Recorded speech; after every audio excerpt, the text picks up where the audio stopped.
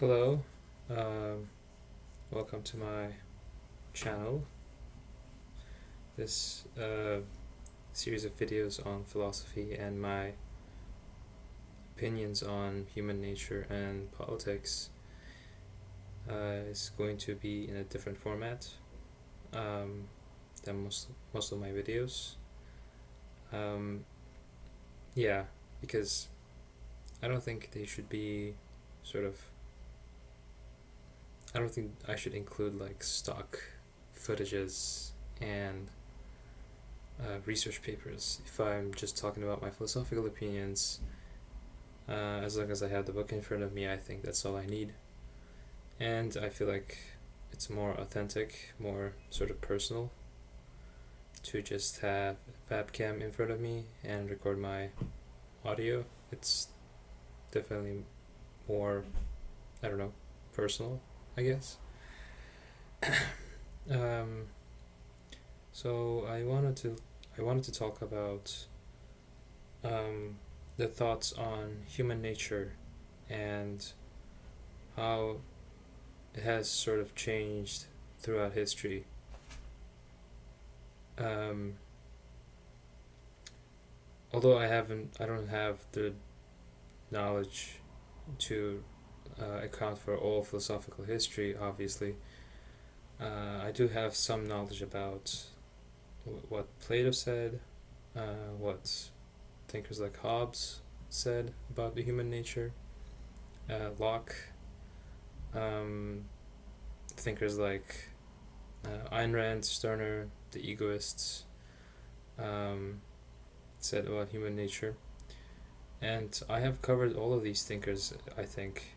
I mean, I don't know like how you would define cover, but I've read certain parts of their works. I haven't read all of them, um, but I have a, you know, somewhat, uh, somewhat shallow of an understanding, I guess. But yeah, when I read those works, I didn't really feel the need to read the entirety of their works to understand what they were really saying, because I I found them a little bit repetitive at times, because if you're talking about a very core philosophy, a very core idea that could be communicated in a couple of sentences, why spend pages explaining that idea? Maybe it has aesthetic value. Maybe it has. Maybe there are things that they go over that I haven't grasped properly.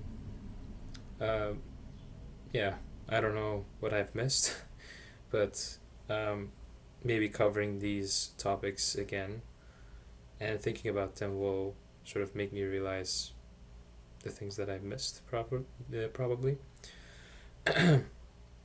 So I'd like to talk about what my idea of human nature was before I even look got into philosophy. And when I say got into philosophy, I mean taking a year of philosophy classes. And a huge shout out to Professor Barrett for this. I wasn't really interested in philosophy before him, I think. I mean, yeah, I was interested in Nietzsche, but I saw it from PewDiePie. And that's why I was like slightly interested in Nietzsche, and it didn't last very long until I actually took a philosophy class. So, yeah, um, so my view on human nature before I even considered, contemplated on what it was, is basically the traditional Abrahamic view of the human soul. Um, Actually, I wouldn't even say that was the case, because I wasn't very inquisitive about, like, at least philosophically inquisitive about my religion. I would sort of approach my religion from a scientific point of view. Like, are there any consistencies in the scripture, or are there any, like, I don't know, illogical, irrational sort of concepts, and of course I don't mean miracles. Miracles could be logically explained with God's omnipotence, obviously. But I didn't think about what having a soul meant. What were the implications for that? I didn't know. So,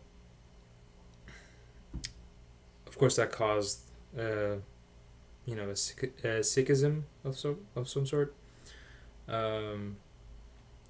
I was a little too skeptical of my religious beliefs at some point. I mean, when I say too skeptical, I mean like being on the verge of not believing, basically. And that's because of mainly like, how can we even know that there's a God out there? That type of skepticism, that type of like, it's not that there is right and wrong religions. Like, how can we even know about anything?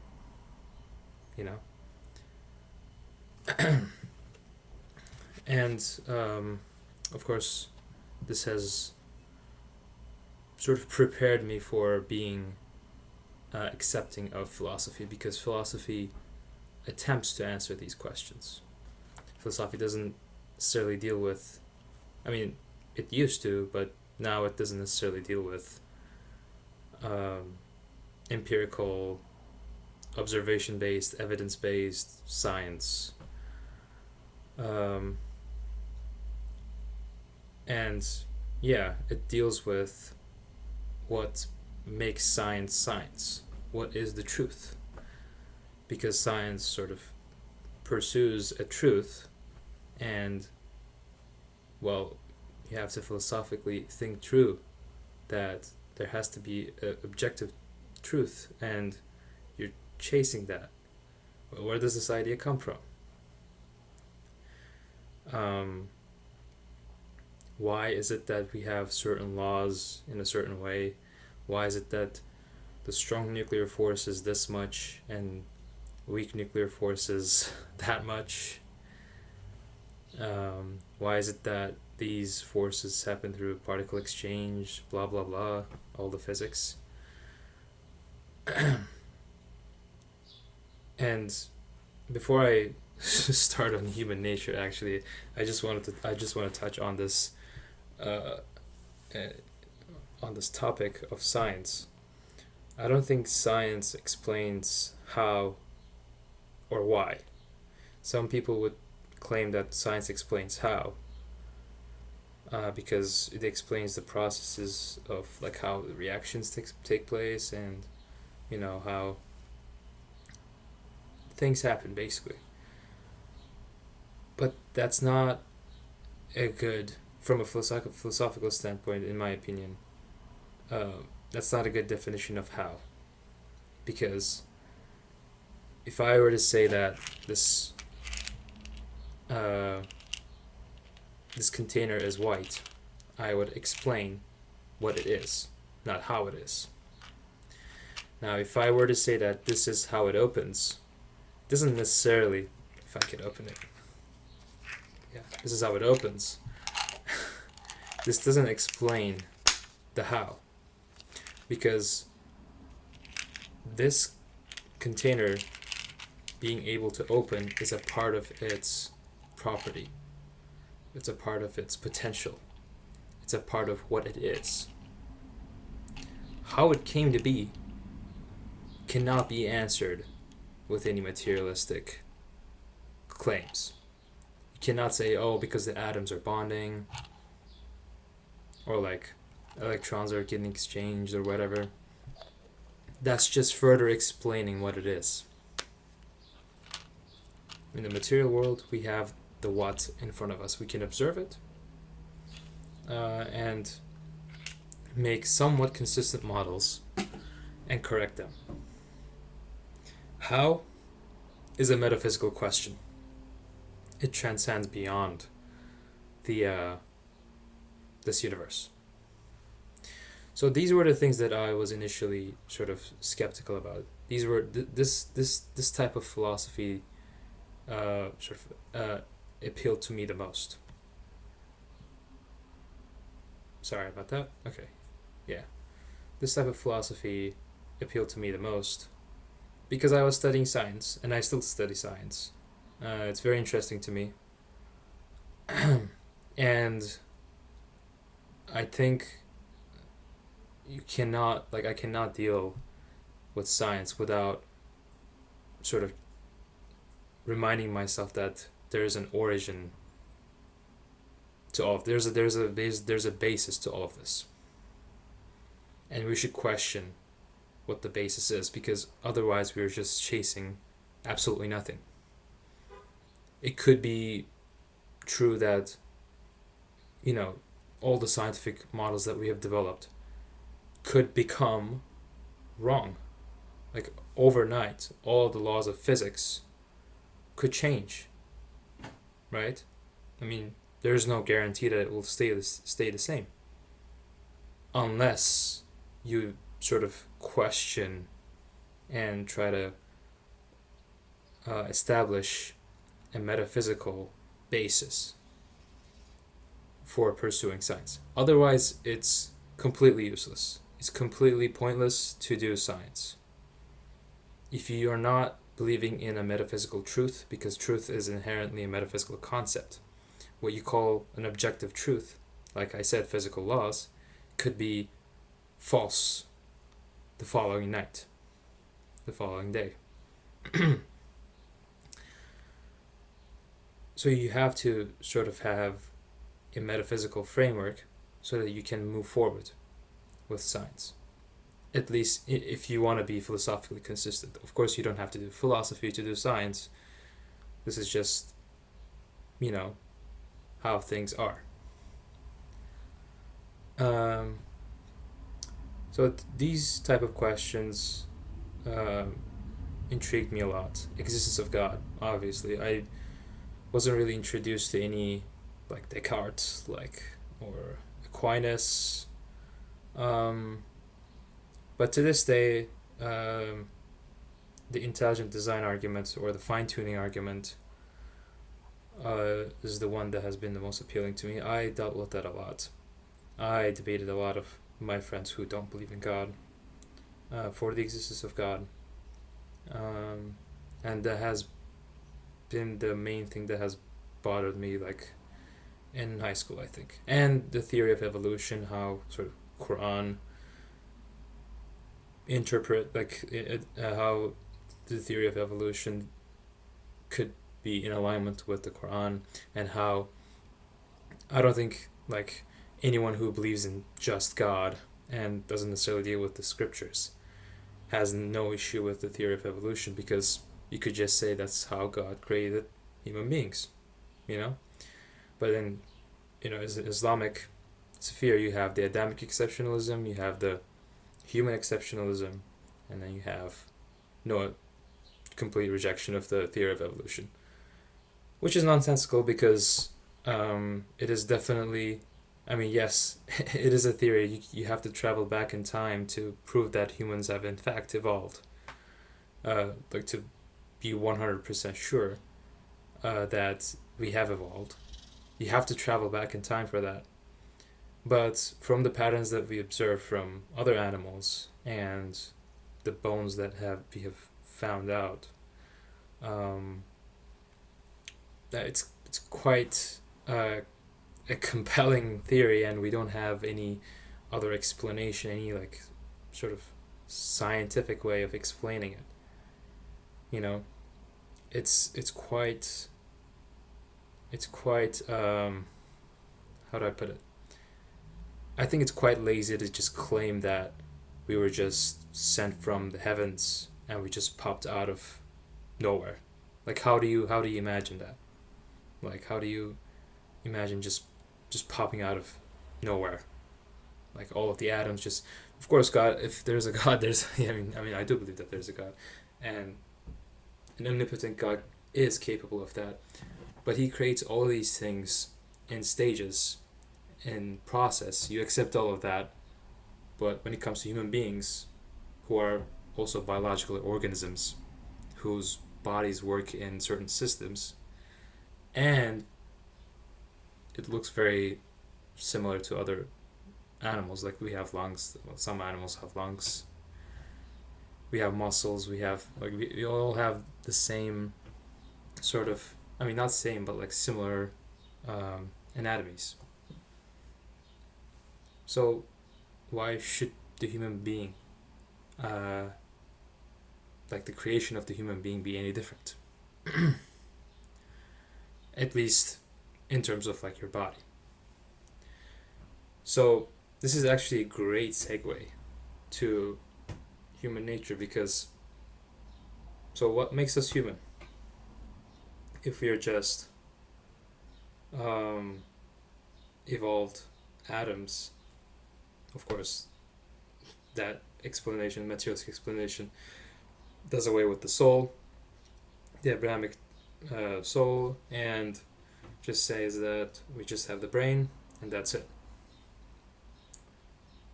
Well, I would argue that that brain, that intelligence, is a physical manifestation of your soul.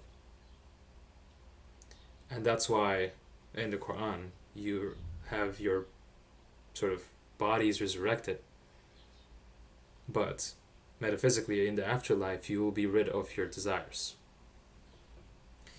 So I'm gonna get to that. I'm gonna get to how rationality, how emotions, how desires play a role in human nature, and how Plato tackles with those topics. But yeah, before that, I just want to like make it clear that I'm not trying to like come up with a revolutionary philosophical concept that explains everything, or nor do I think that I'm a philosophical genius or anything, and nor do I think that I'm even close to like what some average philosophy majors are capable of, because like I said, I've just taken intro to philosophy classes. These are merely my own reflections, and you know, if you're interested in them, yeah, welcome, I guess. That's I'm not trying to convince anyone here of any uh, argument. Well, I mean, I do think you should believe in God. It's good for you, but uh, yeah, it's your decision. So human nature. Um, I think the reason why I found Aristotle and Plato's view on human nature and like ethics, I mean, Aristotle's ethics and Plato's view of human nature, is because of my Abrahamic background. And many scholars had the same exact sort of understanding. Like scholastic philosophers, like, Averroes, Aquinas, like, they also saw merit in Greek philosophy and how they developed their ethics, and how almost coincidentally it aligned with their Abrahamic ethics and view of human nature. And that satisfies me a lot because it's the same, we live in the same reality, right? If you learn about that reality through revelation or through contemplation, you should sort of arrive at similar destinations, you know? And that says something about the existence of truth because, well, if it was just relative, we would all have completely different views, and it wouldn't be very likely for us to end up in the same, or like not the same, but similar results. However, in this case, we do have somewhat similar results, especially regarding the soul and ethics. So Plato says that the human nature, the human soul, divides into three parts. I mean, there are three souls in us. The first being the rational soul, the second being the emotional soul, and the third being the appetitive soul. as you can tell, I think appetitive soul is about eating, drinking, all those, like material. Sorry about that again. All those material desires. Sexual intercourse is also a part of it. An emotional soul is about like pursuing honor, fame, um, you know, dominating over others, power, and then lastly, rational soul is in pursuit of being in pursuit of the truth that I was talking about in the first half of the video. I don't know if this is going to take 40 minutes, but yeah, I think that was a decent guess. Anyway,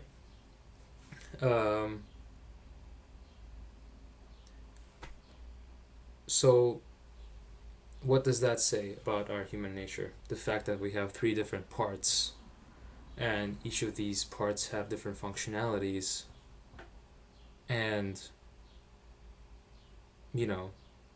they have sort of their own mind. Well, obviously, it's going to lead to conflicts. It might not be prudent for you to eat a lot of food, for example, but your appetitive soul will want it, because you just desire it. Or it might not be prudent for you to have a lot of sexual intercourse, but your appetitive soul wants it. So this sort of creates a dynamic framework for the human nature. It can change, especially with the functionality of the rational soul. So, to make it more understandable, Aristotle and Plato compares human beings to animals. Animals only have the emotional and the appetitive soul. They don't have a rational soul to question their daily tasks or seek the truth, seek what is best, seek what is the most good. They just go about their lives hunting or just eating grass, and they're happy. They don't necessarily need to do that because they don't have the capacity for it. They don't have the potential for it. However, us humans have the potential to contemplate and reason. So I think you can sort of tell where this is going.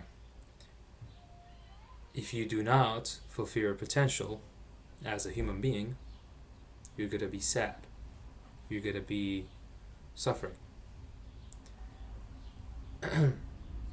So, I mean, this is, of course, somewhat of, like, this is a Stoic take, and Stoics also, like, worship the rational soul a lot, and they do not regard the emotional and the appetitive soul as a part of the human nature because, well, that's just for animals. And you cannot control, you cannot control the universe, you cannot control how the natural phenomenon take place, and you cannot control the stimulus that you're getting within your body, right?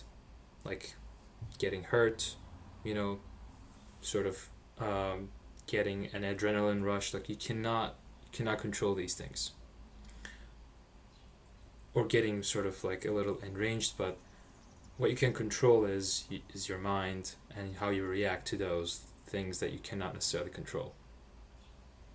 So, according to the Stoics, animals are totally out of control because they're just part of the universe. They're just like stones, They don't have control over their impulses.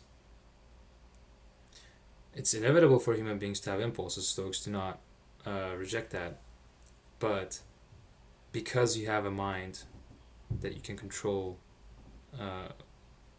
you should control that mind for the better. And unlike unlike Aristotle, Stoics are very materialist. Like they believe that universe is God, and because universe is God, like it's a very pantheistic interpretation of the universe. Because the universe is God, everything happens for a reason. Which I don't know. It's kind of crazy, but yeah, it ends up aligning with the Abrahamic tradition because, you know, there's a God and everything happens in this universe has a reason because God is doing it. So, back to the tripartite soul thing, where you have rational, emotional, and appetitive soul. They're dynamic. They always tackle with each other, right? Especially the the tackle especially happens between the rational and the other two souls. You don't necessarily see honor and fame getting in the way of desires. Actually, that could be. You know what? Now that I think about it, it could be possible because, like, you might let go of your certain uh, desires, like to eat food or drink water, to achieve certain honor, like the warriors who go through hell and like they just want to sleep. They just want to like get comfortable, but they don't. They reject comfort so that they can get honor. They can become famous. But you know, Aristotle's saying that sure you could do that, but that's not the highest good. The highest good for you is to lead a contemplative life. That's what Aristotle is saying basically. Because as human beings we can contemplate. Animals chase honor and fame too. That's their business. We human beings, we are different. We are on a higher class. Sort of human supremacist idea, which I don't disagree with. I do think that humans are superior to animals. I think that's a pretty common sense idea. It's not a hot take. Um, so Aristotle is saying, so okay, if you're superior to animals, buddy, why don't you just use your reason and do something with that? And then you might ask, okay, I have reason and I have contemplation. What do I do with that? Okay, what is the highest good? What is, like, can you elaborate on how I can pursue this highest good? And he's like, okay, so let's call this highest good virtue, right? Or eudaimonia, like bettering the soul, arete, yeah, bettering the soul, bettering, like attaining the best state of your soul, right? Animals do that through their existing souls, and other living things who have souls do that with their existing souls. So how do we do with that? How do we achieve that state with our souls, with our rational soul? So he compares the act of being humane with technical skills, or not necessarily like artistic skills, or just mastery of any kind, like flute playing. He's saying that there are good flute players and then there are bad flute players. The reason why a good flute player is a good flute player is because he practices a lot. He practices the flute again and again and again and again. He becomes good at it. So, you should exercise your reason quite often so that virtues, which makes you a better human being, virtues become a habit. And I forgot the Greek word for virtue. I think the word the word virtue and habit had the same Greek word, ethike. If I don't know. I have to check, but I don't think I can check right now. But I'll probably put it in the description somewhere to correct myself. Um, so you need to practice being a human being. You need to practice tackling your emotional and your appetitive soul. Okay, so how do we exactly do that? Um, and Aristotle is like, okay, so let's explore the scenarios where, well, he doesn't necessarily talk about the appetitive and the emotional soul in Nicomachean Ethics. At least I think so. Um, but I'm basically sort of combining the Plato's like tripartite soul on Aristotle's philosophy of virtue ethics, because it's practically the same thing. Because Aristotle does talk about three ways of life, one of them being contemplative life, the other in pursuit of honor, fame, and then the other is pleasure. That's just Plato's tripartite soul in different words, in my opinion at least. So, by the way, I should clarify that we are going with the presupposition that our purpose, our goal in life as human beings, and not just human beings actually, for anything, is to achieve their highest good. And that's basically just common sense, according to Aristotle. Yeah, that's just like, oh, we just want to be happy, we just want good things, right? I think that's pretty common sense. We can move forward with that. If you're a flute player, your aim is to be the best flute player. That's your purpose, that's your meaning, right?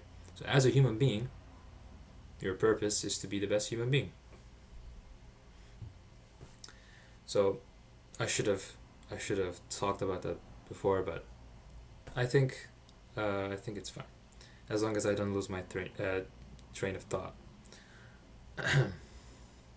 So now we have, what was I talking about?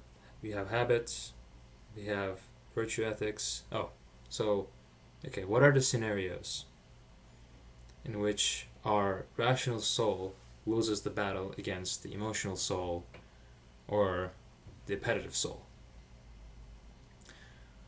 And Aristotle's like, okay, let's talk about courage, right?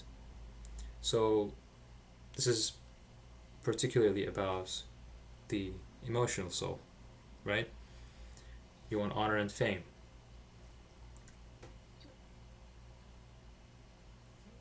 But emotional soul, of course, also deals with like other emotions like anger, like extreme sadness, like stuff like that. It's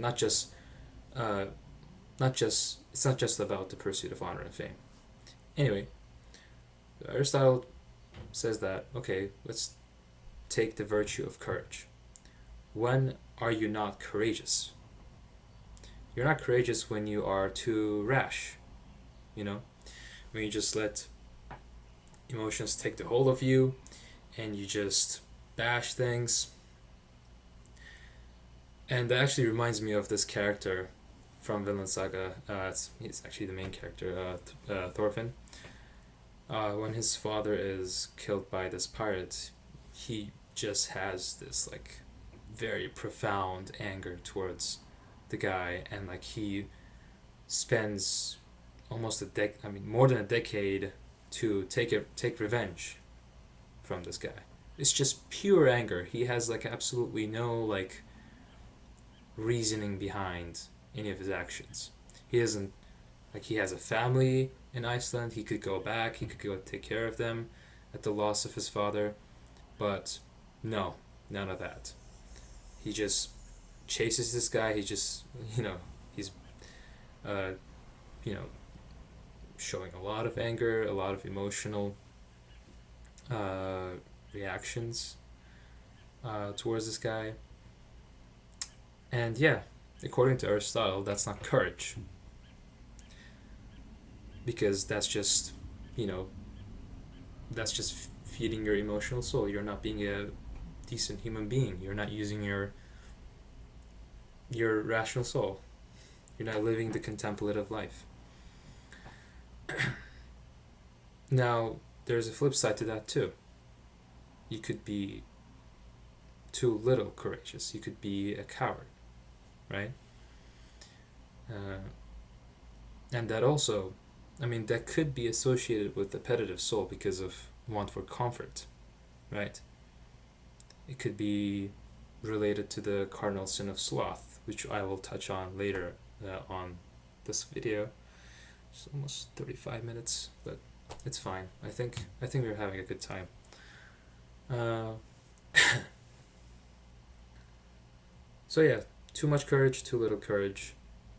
Um, so and what should we do with that information? Well, I think it's pretty obvious that it is virtue. The courage, the virtue of courage, is the thing that lies in between cowardice and rashness. That's what he's saying. The golden mean, finding the moderate way.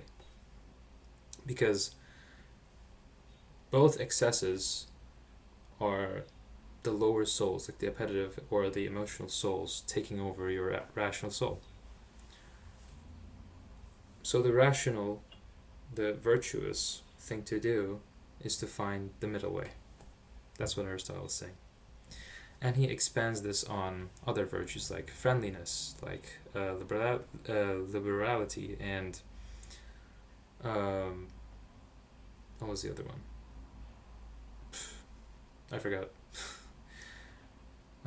There's a lot more virtues than I mentioned, but he basically defines certain excesses, and he's saying that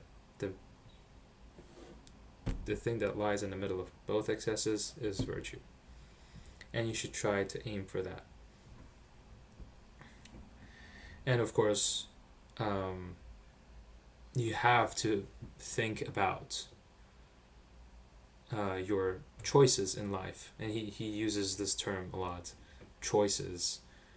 You need to deliberate upon them in order to find this virtue, so that you can be happy. You can be a good human being and you can be happy.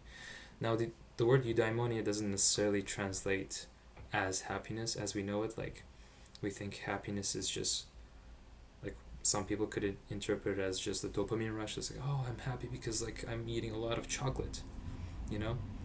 It's not the kind of happiness that Aristotle was talking about. Eudaimonia is basically, like, better soul. Daimon is soul.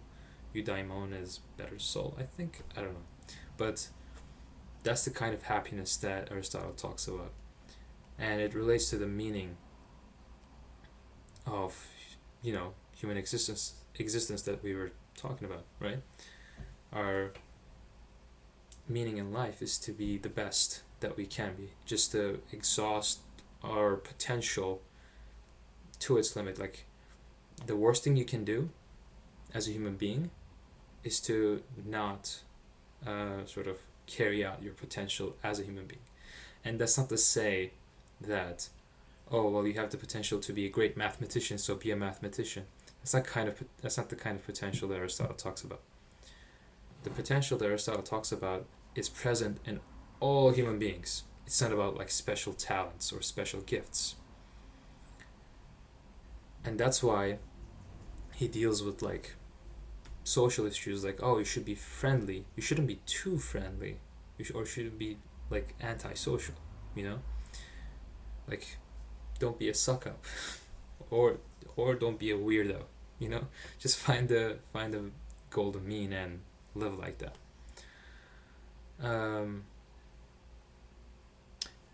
Yeah, I think the virtue that I was trying to remember is anger. I don't know why I couldn't remember that, but yeah, anger. Like, anger being excessive, and good, like, temperance is the virtue.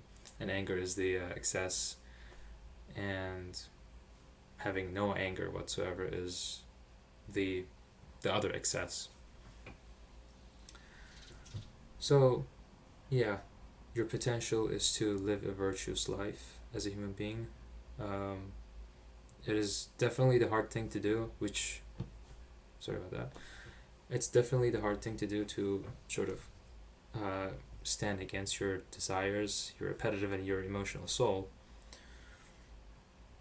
But, you know, that's human nature. You know, other living things do not have a dynamic nature. They don't have challenges. They don't have sort of inner conflicts within them. We do. We cry over our mistakes. We regret things. We dream about things. We hope.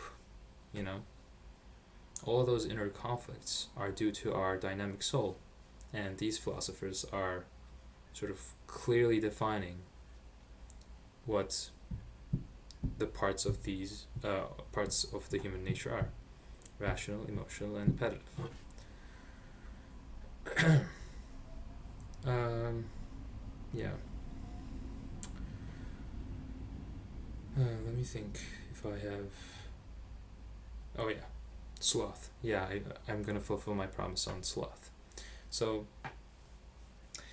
here's the deal with sloth. So I was saying that it's really hard to deal with um, the emotional and the repetitive soul, right? Well, just because it's hard doesn't mean you should just give up or succumb to them. And the cardinal sin, the deadly sin of, I mean, it can also be called cardinal sin, I think, of sloth, is usually interpreted as the sin of inaction, like not getting out of bed, uh, not, doing things basically. But there's also another interpretation of it, uh, because sloth comes from the word acedia, apparently, as my philosophy professor Brett told me. Apparently, acedia is like the real word that is described in the cardinal sin sloth, and it literally means carelessness. So that sort of aligns with what I've been talking about. The human nature is to be the best version of itself, be the best state it can be, fulfill the potential. But if you don't care about that, and if you don't act upon it, then you're being lazy. And that is the root of all sins, basically. Pride, anger, I'm sorry, not anger, wrath, envy, greed, lust. All these sins are essentially you being careless of your potential as a human being, which is to be virtuous.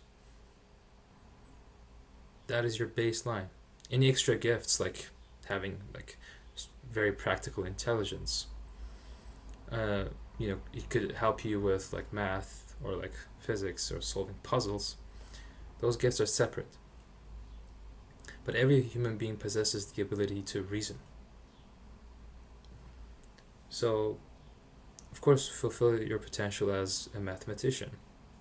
But first, your main goal is to fulfill your potential as a human being, not as a mathematician, because you're a human being first, before anything. Before even, I had this debate a lot with my religious friends. I'm a Muslim, but I would say that I'm a human being before I am a Muslim, because it's pretty obvious. Like, you could be a human being and not be a Muslim, you know. And being a human being is like more universal than the religion you believe in, you know. uh, even though you believe that that religion is the true one and the universal one, still philosophically you have to recognize that you're a human being first. God created you as a human being. Now the state of believing in God comes later than your creation. So this is a separate topic, but it is related to human nature. You're a human being first. So, yeah, that's pretty much it. Um, so the lesson that I have, like the biggest lesson I have learned from the philosophy class, the philosophy classes that I've taken this year, is that the root of all of my shortcomings, I think, the way I see it, is sloth.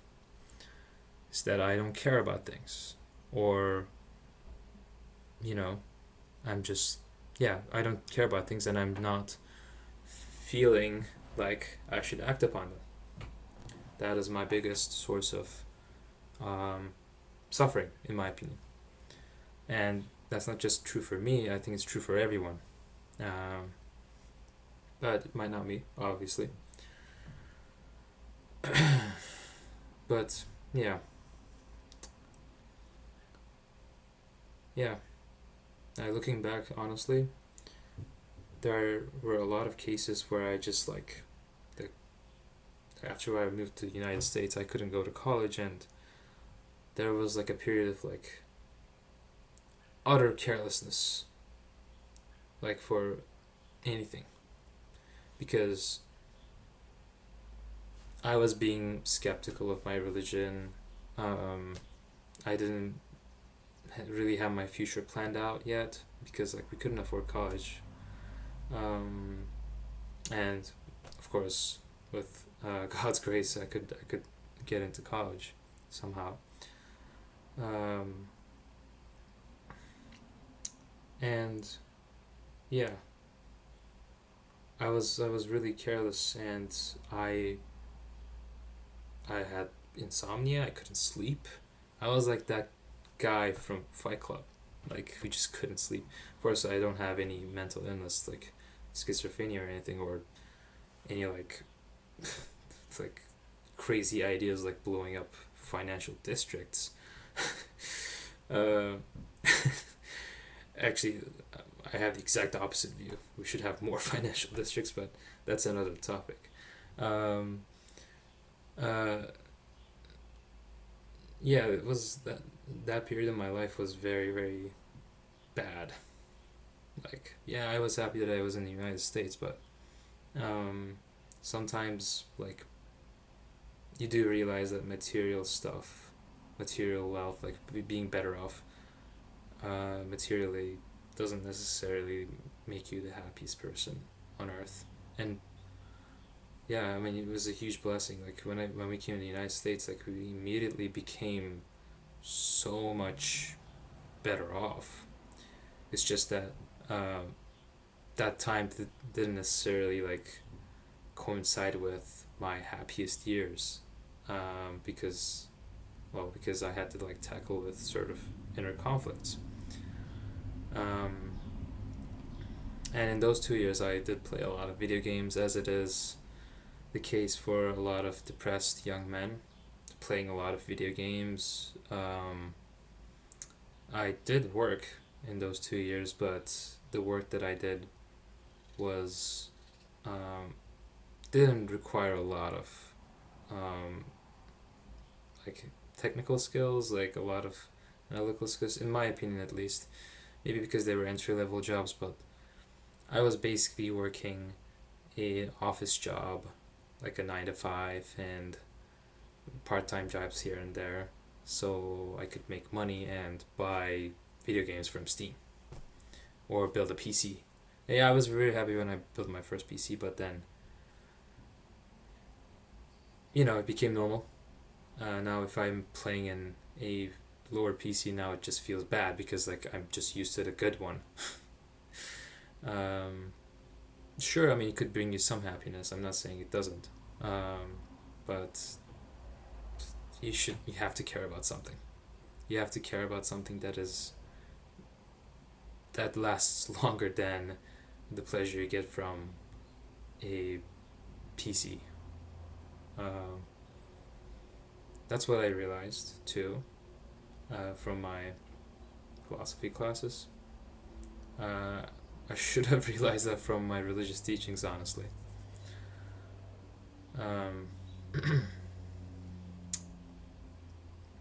Maybe I was not a good student, I guess, but yeah.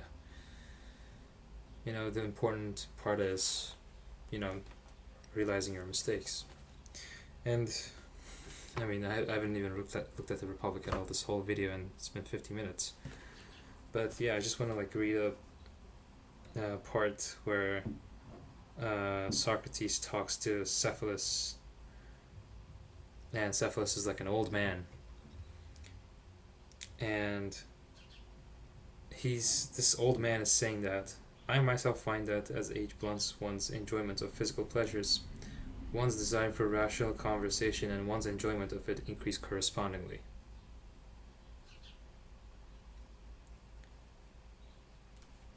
I think that says it all, in my opinion. Like, a lot of people are like afraid of getting old. They're like, oh, but I won't have the energy. I won't have the drive. But then, when you get old, when you get rid of your carnal desires, then you will focus on the one thing that you should have focused on a lot more in your early years. And I mean, as a young man, I can totally say that I am definitely not the most prudent person. I've done a lot of mistakes, and you know, I've really, I mean, if Aristotle were to see me, I think he would have said, "Man, you should really work on those virtues. You should really practice it a little bit more, exercise it constantly, so that you habitualize it." It's a part of growing up. I mean, don't look at the mustache. It's just facial hair. I think the real maturity comes from how virtuous you are. And I can totally say, like, I know some people who are like way younger than me that are more mature. And I mean, I'm happy that at least I can realize that and learn from those people. Um, but yeah, it does somewhat sadden me. Um, but yeah, human nature, very interesting stuff. I haven't talked about Hobbes or Locke or Rousseau or Ayn Rand or Stirner or any other philosopher that talks about the human nature. Um, but I might cover them more in detail in the following videos. And I think it's definitely makes more sense to cover Hobbes, Locke, and Rousseau in one video because they're all social contract theorists. And they all touch on the subject of human nature. But as far as the concept of human nature goes, I think the Greeks have sort of figured it out, in my opinion. It does align with the Abrahamic view of the soul.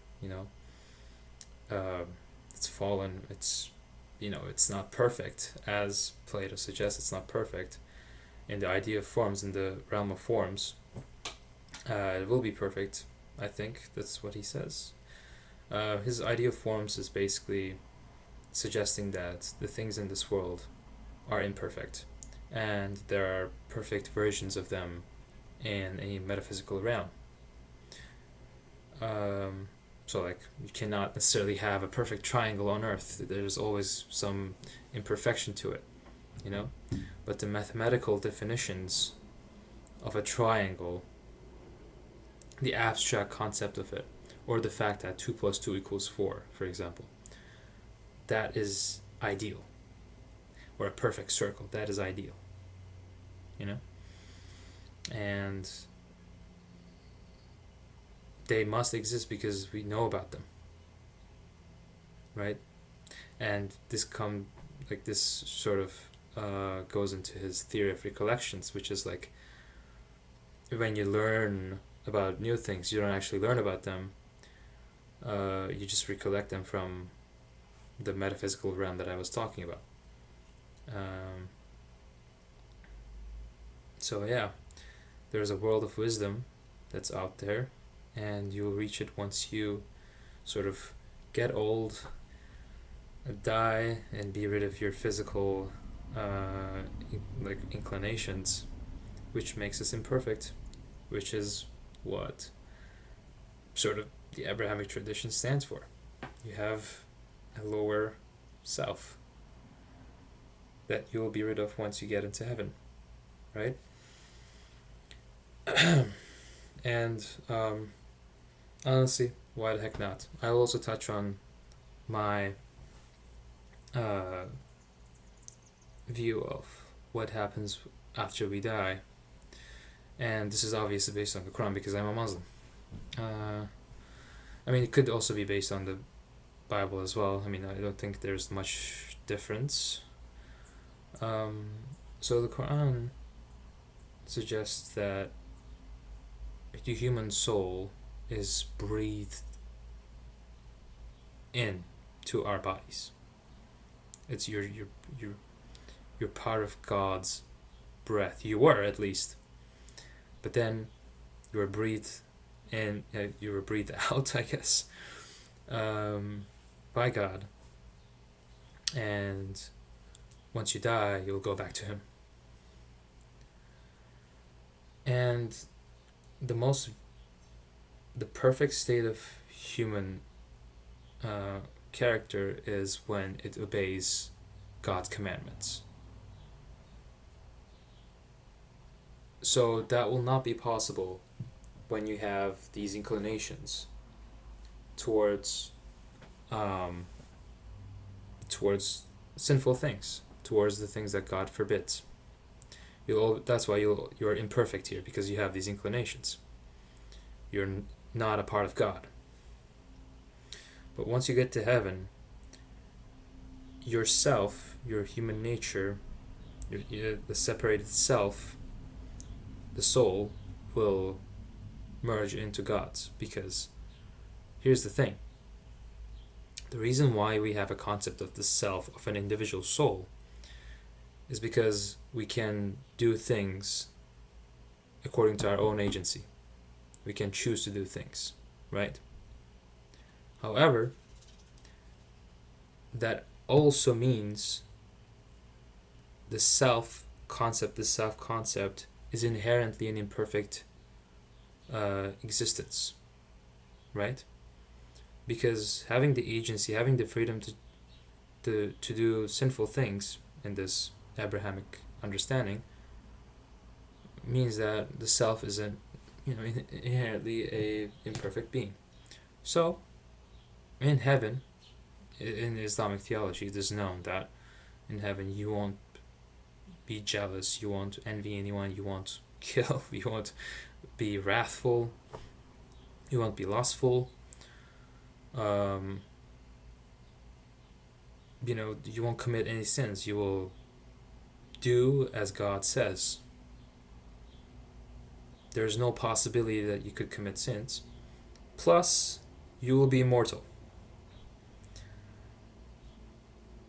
I think that's practically telling me that, this just tells me that you are a part of God after you die, because you don't have a will of your own.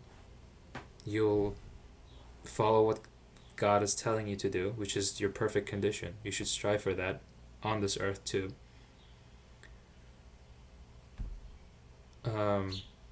And you'll be immortal.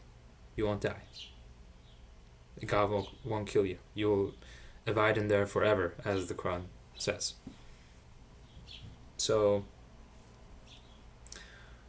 the immortality part could be challenged. The argument could be challenged because people who are in hellfire are also eternally there. Are they a part of God? I wouldn't say that, maybe, but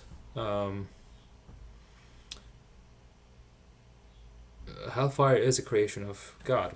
It's not separate from God necessarily. Hellfire obeys God's commandments, and I don't know if it would be true to say that hellfire is literally a part of God. I don't want to sort of make that. I don't want to make that claim because it might quite it might be quite dangerous to say that, like because of my faith. Um, but yeah, I could think about that, and I could fathom that thought for a little while, because even if you're in hellfire, uh, you're still rid of your carnal desires, but maybe not. Maybe that is not the case for people who are in hellfire, because I do have I do have this understanding of the hellfire as a continuation of your suffering as a human being. So I've been talking about virtues and habits, right? And it's not just virtues who could be that could be habitualized. It's also the sinful things could also be habitualized, right? It could become a habit. So even if your body dies, once it's resurrected, right? Habitually, you will be inclined to commit sinful things. And hellfire, you being burned in hellfire, is basically a more ideal way of representing your sinful actions. Because in the Quran, the fire is named An-Nar. And that comes from the root word Nur, which means light. So that's how I interpret it. I mean, the fire is named An-Nar in the Quran. I don't want to take my arguments outside of the Quran, obviously. And well, if the fire is described as light, of course it would mean that it's attractive to people, and sinful things are attractive at first. But once you get close to it, once you're actually in it, once you touch it, it burns you. So I also have this interpretation with the understanding of God's mercy. I mean, in the Quran, God is all merciful, and you know, punishing people against their sort of, I mean, not against their will, obviously, because this is their will in the afterlife. You know, as I was saying, once you get to heaven, you will be basically God's will. So does that mean people in hell retain their agency, their free will, and continue to commit sins? Honestly, maybe. I don't really know.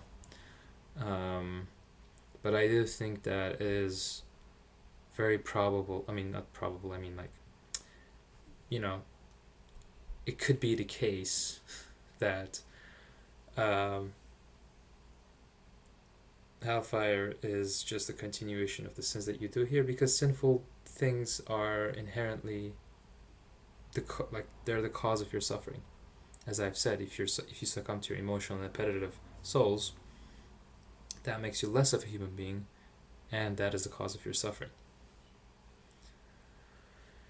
And I mean, if you try to look at it from a utilitarian way of like literally how is the sinful thing is hurting you, I mean, look at all the addictions, like being drunk, being addicted to like drugs and video games,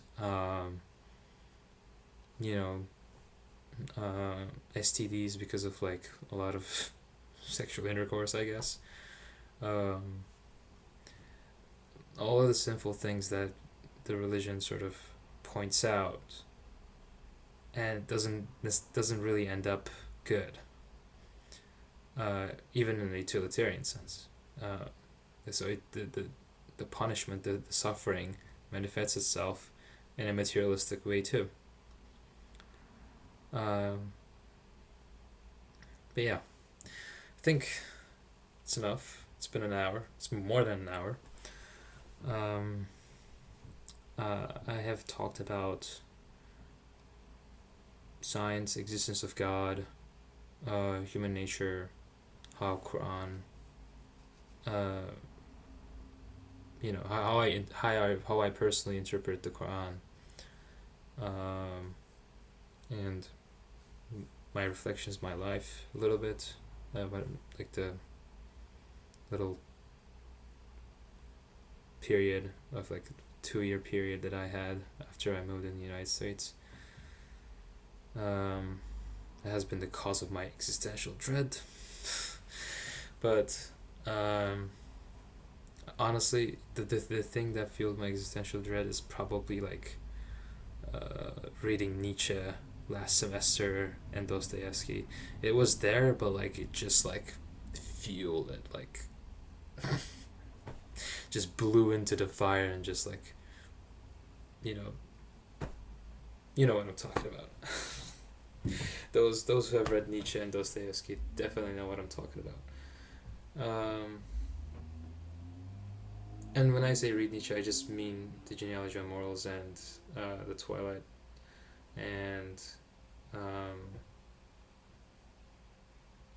what else have I've partly read Ecce Homo. Not a lot though, just like excerpts. Not really. I wouldn't consider myself as a Nietzsche reader. I think, yeah, yeah. I haven't really like studied Nietzsche. Like I have a friend who had an entire thesis on Nietzsche. He has read Nietzsche.